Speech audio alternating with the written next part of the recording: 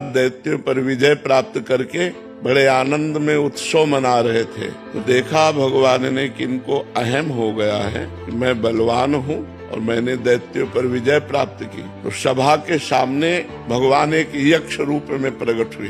तो देवराज इंद्र ने देखा, बोले कोई भी देवता इनका परिचय लाकर हमें बताओ ये कौन प्रकट हुआ है। तो सबसे पहले वायुदेव प्रकट हुए। विश्व में वायुदेव से बढ़कर कोई बलवान नहीं। तो वायु देवता गए और कहा, यक्ष तुम कौन हो? तो उनका हम तो अपना परिचय बाद में बताएंगे, पहले आप बताएं आप कौन है। बोले मैं पवन हूँ, वायु।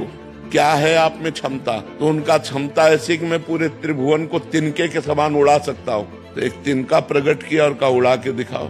अब वायु देवता से तिनका उड़ाने की बात, वो तो ब्रह्मांड उड़ा दे, लेकिन तिनका नहीं उड़ा। कहा पूरी ताकत लगाओ। वायु देवता पूरी ताकत लगा के हार गए। तिनका ऐसे से ऐसे नहीं कर पाए। आए और बैठ गए। देवराज इंद्र ने कहा कौन है? बोले असमर्थ रहा उनका परिचय प्राप्त करने में। दूसरा देवता अग्निदेव प्रकट, उनके पास गए। उनका आप कौन है? अग्नि।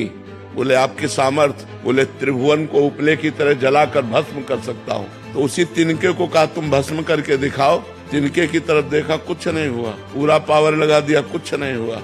अग्नि देवता वापस जाकर बैठ गए और कहा मैं असमर्थ रहा। तब स्वयं देवराज इंद्र उठे। जे ही गए सो यक्ष अंतर ध्यान हो गए। यक्ष की जगह पर दुर्गा देवी प्रकट हुई और उनका देवराज इंद्र तू इतना घमंडी है कि तू भगवान से बात करने का भी अधिकारी नहीं है। इसलिए भगवान अंतर ध्यान हो गए। वो यक्ष रूप में भगवान थे। तो इतना समझ ले, तेरे वायु देवता में इतनी सामर्थ्य नहीं कि तिनका उड़ा सके। अग्नि देवता